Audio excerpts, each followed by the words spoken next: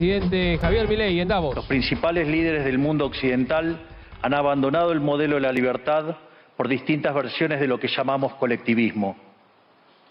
Nosotros estamos acá para decirles que los experimentos colectivistas nunca son la solución a los problemas que aquejan a los ciudadanos del mundo, sino que por el contrario son su causa. Créanme, nadie mejor que nosotros los argentinos para dar testimonios de estas dos cuestiones.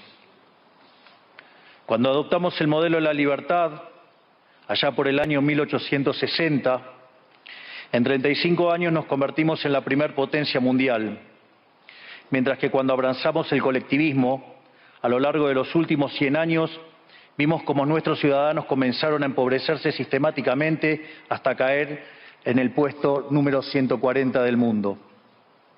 Pero antes de poder dar esta discusión, sería importante que primero viéramos los datos que sustentan por qué el capitalismo de libre empresa no solo es un sistema posible para terminar con la pobreza del mundo, sino que es el único sistema moralmente deseable para lograrlo. Si consideramos la historia del progreso económico, podemos ver cómo desde el año 0 hasta el año 1800 aproximadamente, el PBI per cápita del mundo prácticamente se mantuvo constante durante todo el periodo de referencia. Si uno mira un gráfico de la evolución del crecimiento económico a lo largo de la historia de la humanidad, uno estaría viendo un gráfico con la forma de un palo de hockey, una función exponencial que se mantuvo constante durante el 90% del tiempo y se dispara exponencialmente a partir del siglo XIX. La única excepción a esta historia de estancamiento se dio a finales del siglo XV con el descubrimiento de América. Pero salvando esta excepción, a lo largo de todo el periodo entre el año 0 y el año 1800, el PBI per cápita a nivel global se mantuvo estancado. Ahora bien, no solo que el capitalismo generó una explosión de riqueza desde el momento que se adoptó como sistema económico, sino que, si uno analiza los datos, lo que se observa es que el crecimiento se viene acelerando a lo largo de todo el periodo. Durante todo el periodo comprendido entre el año 0 y el 1800, la tasa de crecimiento del PBI per cápita se mantuvo estable en torno al 0,02% anual, es decir, prácticamente sin crecimiento. A partir del siglo XIX, con la revolución industrial, la tasa de crecimiento pasa al 0,66%. A ese ritmo, para duplicar el PBI per cápita, se necesitarían crecer durante 107 años. Ahora bien, si observamos el periodo entre 1900 y 1950, la tasa de crecimiento se acelera al 1,66% anual. Ya no necesitamos 107 años para duplicar el PBI per cápita, sino 66. Y si tomamos el periodo comprendido entre 1950 y el año 2000, vemos que la tasa de crecimiento fue de 2,1% anual, lo que derivaría en que en solo 33 años podríamos duplicar el PBI per cápita del mundo. Esta tendencia, lejos de detenerse, se mantiene viva aún hoy. Si tomamos el periodo entre el año 2000 y el 2023, la tasa de crecimiento volvió a acelerar el 3% anual, lo que implica que podríamos duplicar nuestro PBI per cápita en el mundo en tan solo 23 años. Ahora bien, cuando se estudia el PBI per cápita desde el año 1800 al día de hoy, lo que se observa es que luego de la revolución industrial, el PBI per cápita mundial se multiplicó por más de 15 veces, generando una explosión de riqueza que sacó de la pobreza al 90% de la población mundial. No debemos olvidar nunca que para el año 1800, cerca del 95% de la población mundial vivía en la pobreza más extrema, mientras que ese número cayó al 5% para el año 2020, previo a la pandemia. La conclusión es obvia. Lejos de ser la causa de nuestros problemas, el capitalismo de libre empresa como sistema económico es la única herramienta que tenemos para terminar con el hambre, la pobreza y la indigencia a lo largo y a lo ancho de todo el planeta. La evidencia empírica es incuestionable. Por eso, como no cabe duda de que el capitalismo de libre mercado es superior en términos productivos, la doxa de izquierda ha atacado al capitalismo por sus cuestiones de moralidad, por ser, según ellos, dicen sus detractores, que es injusto. Dicen que el capitalismo es malo porque es individualista y que el colectivismo es bueno porque es altruista, con la ajena. Y en consecuencia bregan por la justicia social. Pero este concepto que en el primer mundo se ha puesto de moda en la última época, en mi país es una constante del discurso político desde hace más de 80 años. El problema es que la justicia social no es justa, sino que tampoco aporta al bienestar general. Muy por el contrario, es una idea intrínsecamente injusta, porque es violenta. Es injusta porque el Estado se financia a través de impuestos, y los impuestos se cobran de manera coactiva. ¿O acaso alguno de nosotros puede decir que paga los impuestos de manera voluntaria? Lo cual significa que el Estado se financia a través de la coacción y que a mayor carga impositiva, mayor es la coacción, menor es la libertad. Quienes promueven la justicia social parten de la idea de que el conjunto de la economía es una torta que se puede repartir de una manera distinta. Pero esa torta no está dada, es riqueza que se va generando en lo que, por ejemplo, Israel Kirzler llama un proceso de descubrimiento de mercado. Si el bien o servicio que ofrece una empresa no es deseado, esa empresa quiebra a menos que se adecúe a lo que el mercado le está demandando. Si genera un producto de buena calidad a un buen precio atractivo, le va a ir bien y va a producir más. De modo que el mercado es un proceso de descubrimiento en el cual el capitalista encuentra sobre la marcha el rumbo correcto. Pero si el Estado castiga al capitalista por tener éxito y lo bloquea en este proceso de descubrimiento, destruye sus incentivos y las consecuencias de ello es que va a producir menos y la torta será más chica, generando perjuicio para el conjunto de la sociedad. El colectivismo, al inhibir estos procesos de descubrimiento y al dificultar la apropiación de lo descubierto, ata al emprendedor de las manos y le imposibilita producir mejores bienes y ofrecer mejores servicios a un mejor precio. ¿Cómo puede ser entonces que desde la academia, los organismos internacionales, la política y la teoría económica se demonice un sistema económico que no solo ha sacado de la pobreza más extrema el 90% de la población mundial y lo hace cada vez más rápido, sino que además es justo y moralmente superior? Gracias al capitalismo de libre empresa, hoy el mundo se encuentra en su mejor momento. No hubo nunca en toda la historia de la humanidad un momento de mayor prosperidad que el que vivimos hoy. El mundo de hoy es más libre, más rico, más pacífico y más próspero que en cualquier otro momento de nuestra historia. Esto es cierto para todos, pero en particular para aquellos países que son libres, donde respetan la libertad económica y los derechos de propiedad de los individuos. Porque aquellos países que son libres son 12 veces más ricos que los reprimidos. El decil más bajo de la distribución de los países libres vive mejor que el 90% de la población de los países reprimidos. Tiene 25 veces menos cantidad de pobres en el formato estándar y 50 veces menos en el formato extremo. Y por si eso fuera poco, los ciudadanos de los países libres viven un 25% más que los ciudadanos de los países reprimidos. Ahora bien, para entender que venimos a defender es importante definir de a qué hablamos nosotros cuando hablamos de libertarismo. Para definirlo, retomo las palabras del máximo prócer de las ideas de la libertad de Argentina, el profesor Alberto Venegas Lynch, hijo, que dice: el libertarismo es el respeto irrestricto del proyecto de vida del prójimo, basado en el principio de no agresión y en defensa del derecho a la vida, a la libertad y a la propiedad, cuyas instituciones fundamentales son la propiedad privada, los mercados libres de intervención estatal, la libre competencia, la división del trabajo y la cooperación social, donde solo se puede ser exitoso sirviendo al prójimo con bienes de mejor calidad a un mejor precio. Dicho de otro modo, el capitalista, el empresario exitoso, es un benefactor social que, lejos de apropiarse de la riqueza ajena, contribuye al bienestar general. En definitiva, un empresario exitoso es un héroe. Este es el modelo que nosotros estamos proponiendo para la Argentina del futuro. Un modelo basado en los principios fundamentales del libertarismo: la defensa de la vida, de la libertad y de la propiedad.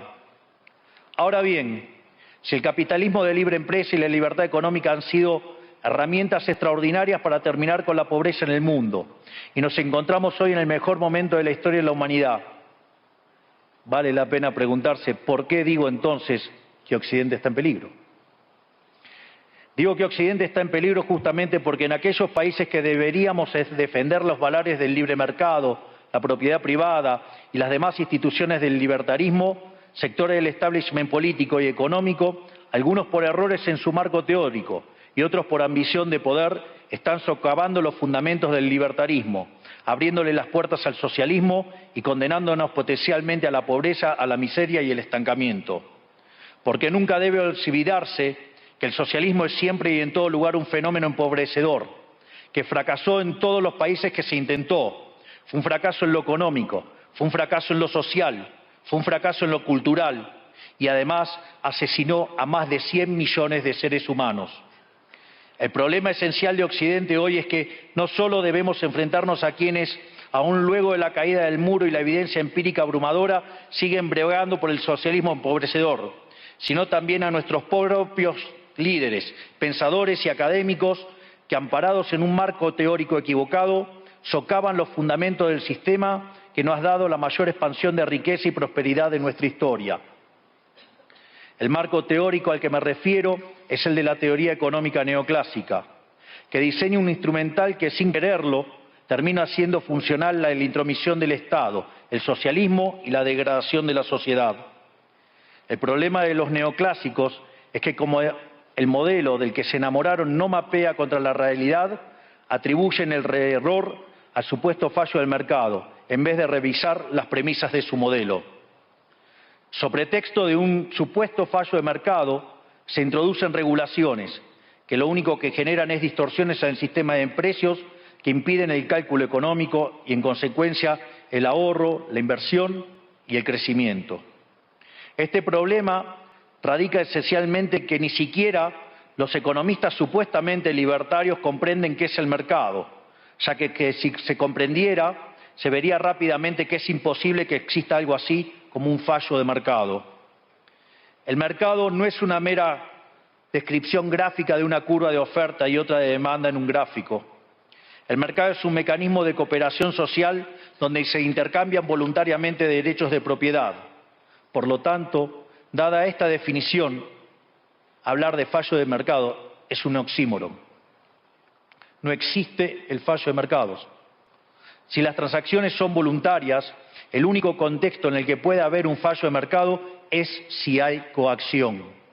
Y el único con la capacidad de coaccionar de manera generalizada es el Estado, que tiene el monopolio de la violencia. En consecuencia, si alguien considera que hay un fallo de mercado, les recomendaría que revisen si hay intervención estatal en el medio. Y si encuentran que no hay intervención estatal en el medio, les sugiero que hagan de nuevo el análisis porque definitivamente está mal. Los fallos de mercado no existen. Un ejemplo de los supuestos fallos de mercado que describen los neoclásicos son las estructuras concentradas de la economía. Sin embargo, sin funciones que presenten rendimientos crecientes a escala, cuya contrapartida son las estructuras concentradas de la economía, no podríamos explicar el crecimiento económico desde el año 1800 hasta hoy. Fíjense qué interesante. Desde el año 1800 en adelante, con la población multiplicándose más de 8 o 9 veces, el Producto Per Cápita creció más de 15 veces. Es decir, existen rendimientos crecientes. Eso llevó la pobreza extrema del 95% al 5%. Sin embargo, esas presencias de rendimientos crecientes implican estructuras concentradas, lo que se llamaría, por ejemplo, un monopolio. ¿Cómo puede ser que algo que haya generado tanto bienestar para la teoría neoclásica, eso es un fallo de mercado? Economistas neoclásicos, salgan de la caja. Cuando el modelo falla, no hay que enojarse con la realidad, hay que enojarse con el modelo y cambiarlo. El dilema que enfrenta el modelo neoclásico es que dicen querer perfeccionar el funcionamiento del mercado atacando lo que ellos consideran fallos, pero al hacerlo no solo abren las puertas del socialismo, sino que atentan contra el crecimiento económico. Ejemplo, regular monopolios, destruirle las ganancias y destrozar los rendimientos crecientes, automáticamente destruiría el crecimiento económico. Dicho de otro modo, cada vez que ustedes quieran hacer una corrección de un supuesto fallo de mercado, inexorablemente, por desconocer lo que es el mercado o por haberse enamorado de un modelo fallido, están abriendo las puertas al socialismo y están condenando a la gente a la pobreza. Sin embargo, frente a la demostración teórica de que la intervención del Estado es perjudicial y la evidencia empírica de que fracasó porque no podía ser de otra manera, la solución que propondrán los colectivistas no es mayor libertad, sino que es mayor regulación, generando una espiral descendente de regulaciones hasta que todos seamos más pobres y a la vida de todos nosotros dependa de un burócrata sentado en una oficina de lujo. Dado el estrepitoso fracaso de los modelos colectivistas y los innegables avances del mundo libre, los socialistas se vieron forzados a cambiar su agenda. Dejaron atrás la lucha de clases basada en el sistema económico para reemplazarla por otros supuestos conflictos sociales igual de nocivos para la vida en comunidad y para el crecimiento económico. La primera de estas nuevas batallas fue la pelea ridícula y antinatural entre el hombre y la mujer. El libertarismo ya establece la igualdad entre los sexos. La piedra fundacional de nuestro credo dice que todos los hombres somos creados iguales, que todos tenemos los mismos derechos inalienables otorgados por el Creador, entre los que se encuentran la vida, la libertad y la propiedad. En lo único que devino esta agenda del feminismo radical es en mayor intervención del Estado para entorpecer el proceso económico, darle trabajo a burócratas que no le aportaron nada a la sociedad, sea en formato de ministerios de la mujer o organismos internacionales dedicados a promover esta agenda. Otro de los conflictos que los socialistas plantean es del hombre contra la naturaleza. Sostienen que los seres humanos dañamos el planeta y que debe ser protegido a toda costa, incluso llegando a abogar por mecanismos de control poblacional o en la agenda sangrienta del aborto. Lamentablemente, estas ideas nocivas han pregnado fuertemente en nuestra sociedad. Los neomarxistas han sabido cooptar el sentido común de Occidente. Lograron esto gracias a la apropiación de los medios de comunicación, de la cultura, de las universidades y sí, también de los organismos internacionales.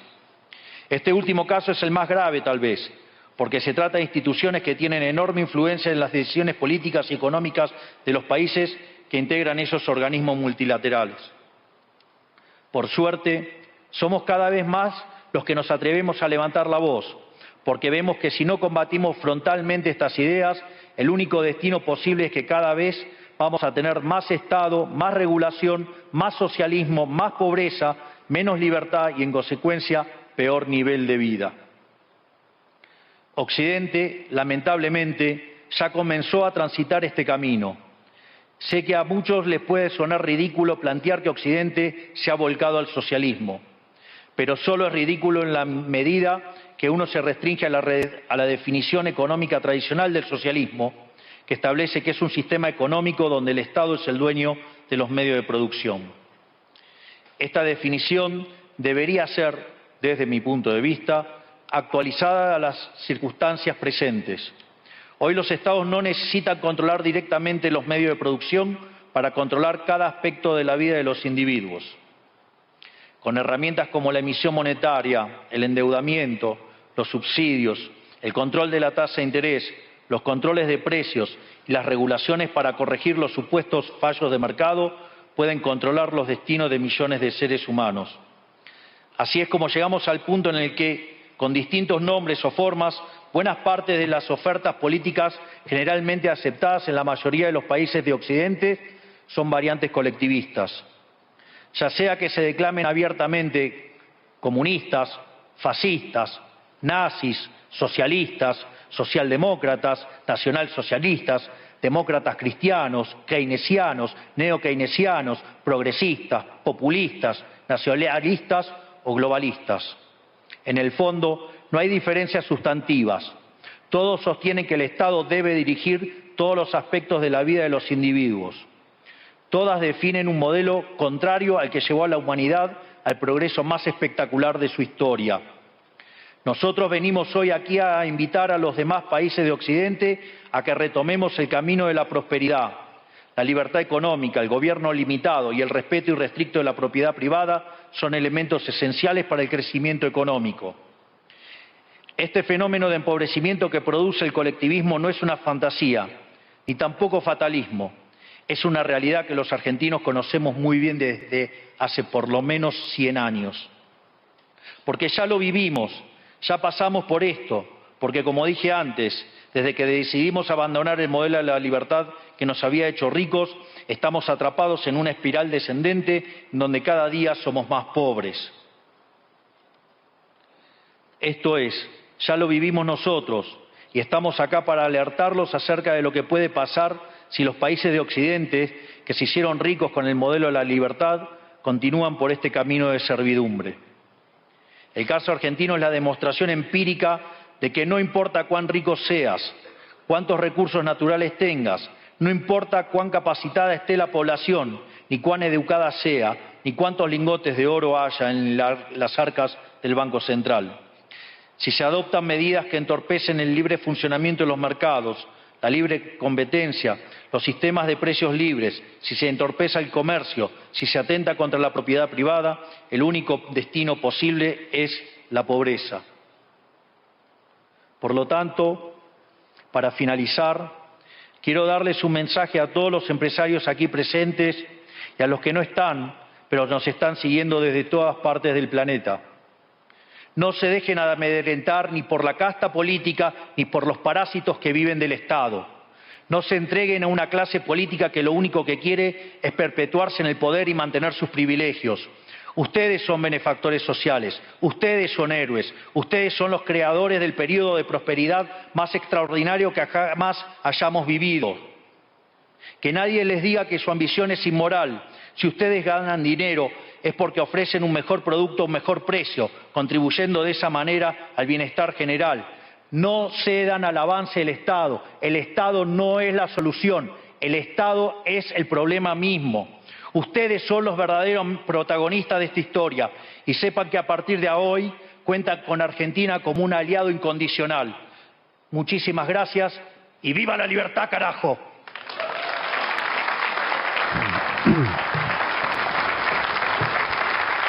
Bueno, allí escuchábamos al presidente de la Nación, allí saludado por las autoridades, en este encuentro anual 2024 en Davos. A ver, se retira Milei hacia un costado, con su carpeta, sus anteojos y con la frase tradicional, ¿no es cierto? La frase tradicional. Viva la libertad, carajo. Exactamente. Yo pensé que no la iba a decir Davos, pero se animó y la dijo. Es un sello. Sí, es un sello. Mucha frase deja la exposición del presidente, que es lo que, insiste con su visión de que la economía argentina prosperó entre 1860 y 1895, 1900 por el modelo económico / social que tenía, defendió el capitalismo de libre empresa, dijo que el Estado no tiene fallas. Para el presidente un monopolio es algo positivo porque genera riqueza y no es una falla de mercado, a contramano de lo que piensan la mayoría de los economistas, pero bueno, el que llevó a presidente es él, no son los otros economistas. Habló de la tasa de crecimiento, sería largo y aburrido repasarlo. Asimiló revolución industrial a éxito del capitalismo, que es cierto, el gran éxito de la economía del capitalismo mundial es a partir de la revolución industrial.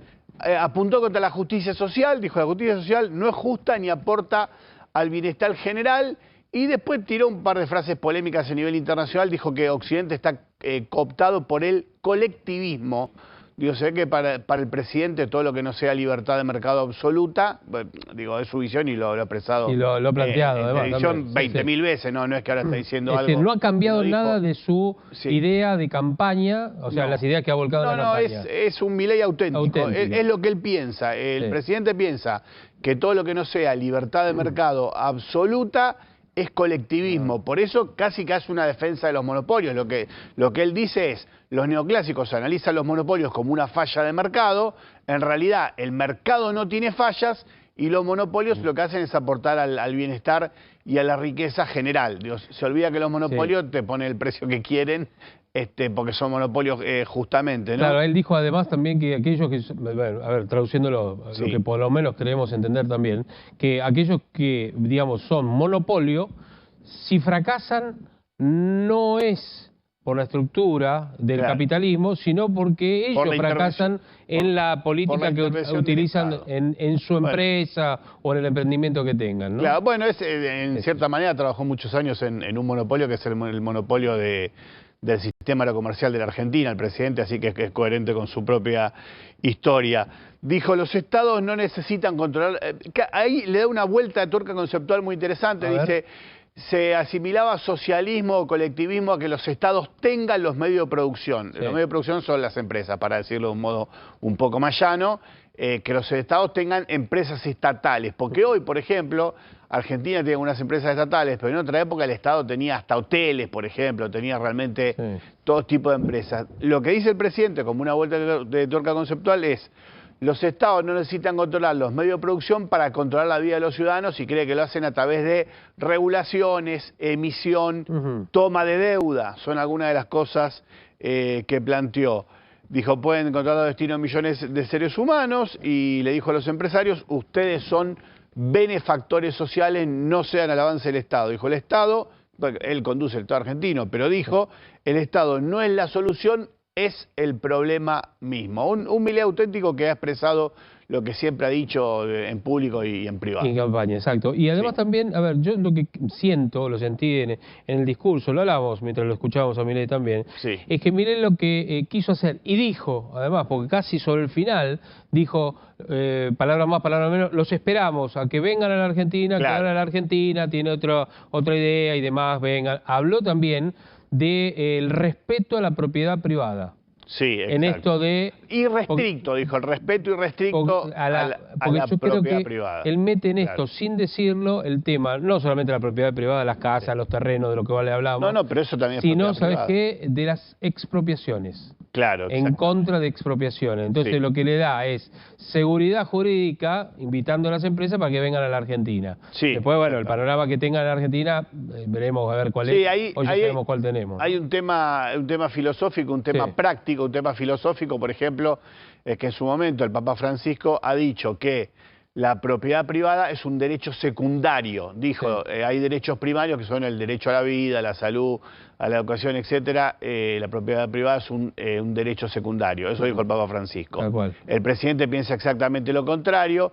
Es cierto que las sociedades que prosperan son las sociedades que respetan la propiedad privada, ¿no? Eso es... Y el bien jurídico. Es indiscutible. El bien jurídico, es indiscutible. Exacto. También es cierto que las sociedades que prosperan son también las sociedades donde el Estado le da buena calidad de vida a sus ciudadanos. Ahí la discusión es, ¿qué es buena calidad de vida? Que te dé buena seguridad, buena salud, buena educación, que las calles estén bien asfaltadas, que estén bien iluminadas, que si la ciudad se le caen 40.000 árboles, te los recojan lo más rápido posible porque un temporal. Digo, ¿qué es que el Estado le dé buena calidad de vida a sus ciudadanos? Que si hay un temporal que azota Bahía Blanca, el presidente vaya, se ponga un traje militar y le diga, ustedes son maravillosos, los argentinos siempre nos arreglamos, y no le mande plata. La provincia le pidió 1.000 millones de pesos y el Estado Nacional le dijo que no. Esta es muy interesante porque Argentina vuelve a discutir ciertos temas que no es que no se discutía, pero en realidad es como que se imponía un tipo de razonamiento y decía, no, pero si vos salías de este razonamiento, y te señalaban con el dedito. El presidente también señala con el dedito al que piensa algo distinto, todos lo hacen, digo, en la Argentina es un poco una cosa muy típico de esta sociedad, pero plantea discusiones de fondo. Para mi gusto, como vos decís, Javier, lo que hace en este foro internacional es mostrar claramente su postura, invitando a las inversiones, ¿no? Claro. Diciendo a los empresarios, ustedes son benefactores sociales, literalmente dijo, ustedes son benefactores sociales, no se dejen amedrentar por la casta. El empresario exitoso es un héroe. Dijo. Claro. El empresario exitoso es un héroe. Otra de sus frases dijo, dijo, el Estado no es el problema, el Estado es la solución, como diciendo, mire, nosotros hoy nos toca administrar el Estado, pero la verdad que creemos en ustedes, y si vienen a la Argentina van a tener las mejores condiciones. No, y las garantías, a ver, como Estado o como gobierno, en este caso, las garantías a los empresarios o a las empresas que vengan del exterior o vuelvan, porque algunas se fueron, pero pueden tener una visión de decir, bueno, a ver, vamos, cosa que ha pasado en los últimos años, que viste que sobre todo en pandemia, muchas de las empresas que tenían su centro regional acá, es decir, que desde acá, oficinas en la Argentina, Buenos Aires, donde sea, estaban instalados acá y controlaban lo que pasaba en Brasil, en Paraguay, con otros negocios que tenían de la misma compañía. Muchos de ellos se fueron, la mayoría se fue a Brasil. Entonces lo que quiere hacer Milei es decir, vuelvan acá a instalarse, le vamos a dar garantía, le vamos a dar seguridad jurídica y demás. Después veremos si los empresarios les conviene o no. Bueno, igual hay un tema de tamaño de mercado, ¿no? Brasil, por eso, 200, 150 millones de habitantes. No, pero 47. el instalarse a veces es por una cuestión también económica. Nos conviene como empresa, digo, ¿no? Nos conviene instalarnos en este país que para nosotros impositivamente es mucho más económico que instalarme en Brasil, en la sede central. Después los negocios de cada país lo siguen teniendo. El tema de impuestos, el tema del costo de la energía, el tema del costo del transporte. Pero ahí interviene el Estado, ¿no? Digo, aunque el presidente crea que el Estado no es... Ahí habló también de los impuestos. Ahí interviene el Estado. Claro, los estados que le ponen impuestos al pueblo dicen que es abusivo también, ¿no? Te la quiero decir... Pero sin embargo estamos llenos de impuestos hoy cada vez más. Claro, eso te quiero decir. ¿Cuál es la frase de los impuestos? Los impuestos se cobran... Acá está. Los impuestos se cobran de manera coactiva, el Estado se financia a través de la coacción. Justamente en este momento... Y cuanto más impuestos, dijo, más coacción todavía para con los ciudadanos, ¿no? Y lo que hizo fue subirle las retenciones a las exportaciones. Por eso digo, el tema volver a discutir ganancias. Y por ahora discutir, por ahora no se ha reversionado. El gobierno lo que te dice, Lucio, es necesitamos recobrar fuerzas y dinero. El tema es que...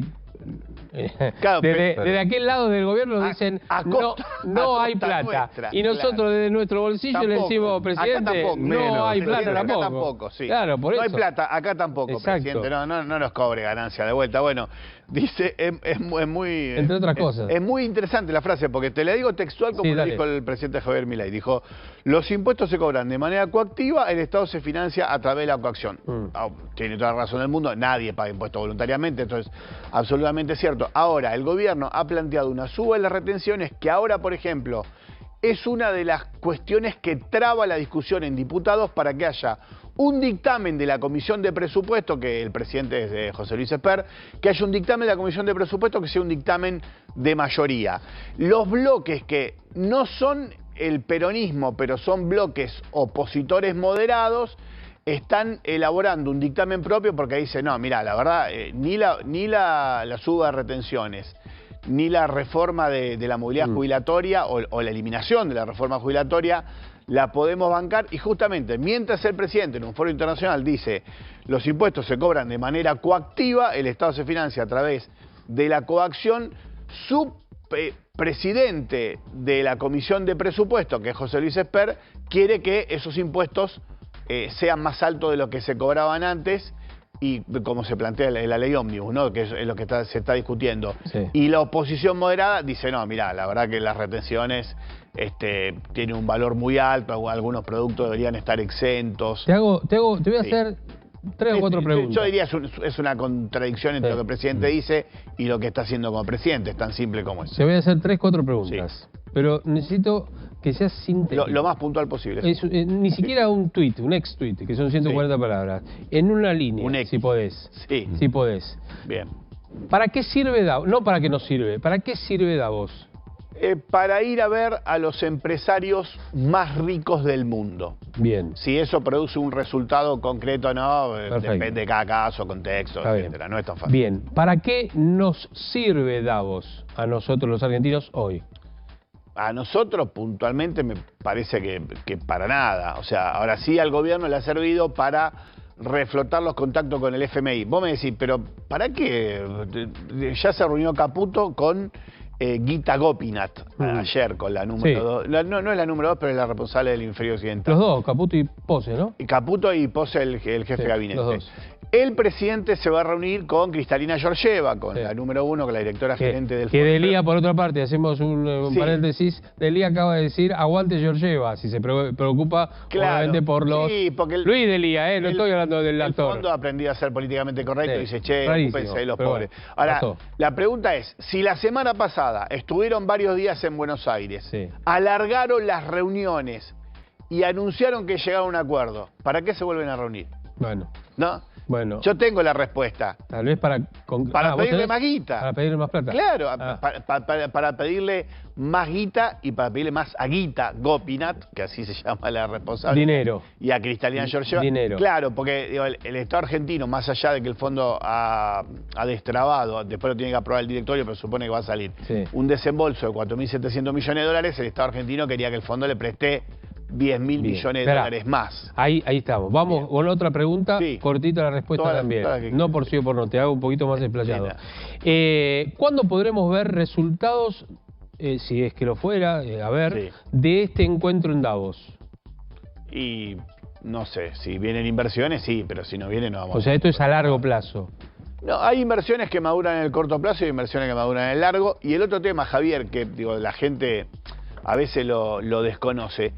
Hay sectores de la economía que son capital intensivos. A ver, ¿qué son? Que generan riqueza, pero que no necesitan a la gente. Por ejemplo, el campo, como se le dice, los grandes cultivos de grandes extensiones de tierra, trigo, soja, maíz, es capital intensivo.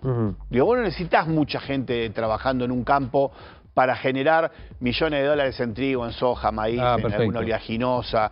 Y eso no es que sea bueno o malo. Eso genera riqueza, genera divisas para el país, pero es una riqueza que no derrama hacia abajo, no se reparte, no genera lo que los... voy a decir un término que seguramente al presidente no le debe gustar porque es de los keynesianos, pero es externalidades positivas. ¿Qué sería? No, que lo que genera es alrededor mucho trabajo, crecimiento de la riqueza, pymes que son proveedoras. Y después hay sectores que son mano de obra intensivos, por ejemplo, todo lo que sea servicios, restaurantes. Hoteles, o sea, vos haces una inversión importante, abrís un restaurante, por ejemplo, te lo digo así en términos gruesos, abrir una franquicia de Café Martínez, un McDonald's, no sé cuál es el precio actualizado, pero históricamente era 200, 250, 300, 350.000, 400.000 dólares, anda por ahí. Y le das laburo, o sea, es lo que vos ponés porque ellos tienen todo el sistema armado, te proveen todo, desde las máquinas hasta el mostrador, los muebles. Te dicen, en esta esquina no, 3 esquinas más allá. Las mesas, la cantidad de todo. El valor de la franquicia es eso, los tipos saben dónde el negocio va a funcionar. Es una franquicia seria, no expone su marca y te dice, vos vas a poner 300.000 dólares, lo tenés que poner acá, tenés que capacitar a la gente de esta manera y vas a recuperar la inversión en tanto tiempo. Esa inversión genera mucho trabajo. Es mano de obra intensiva. Y hay inversiones que, hay sectores que por naturaleza propia, no es una... Sí, o por lugares, ¿no? Que tal vez lo instalás y no rinde. Exacto. Por más que sea una gran marca. En ese lugar, por eso en algunos barrios hay algunas marcas que vos decís, ¿cómo no está acá? Bueno ya estudiado. Pará, Javier, yo te voy a decir una cosa. ¿Vos sabés cuál es el McDonald's? Lo estamos nombrando mucho, porque no, un par de hamburguesas, cualquier cosa, espero que el canal no me rete por esto, pero es para un ejemplo. Estamos dando un ejemplo. ¿Vos sabés cuál es la cadena de hamburguesería, la más importante, el local que más vende en la Argentina? El local que más vende en la Argentina y no debe ser en el centro. Vos me vas a decir el del Obelisco. No, digo al revés, no debe ser el centro de la ciudad de Buenos Aires. Históricamente ha sido el de Gregorio de la Ferrere. Claro. En pleno Matanza. Es el que más vende. Bueno, esto también lo que es interesante la discusión. Por eso es el estudio de mercado.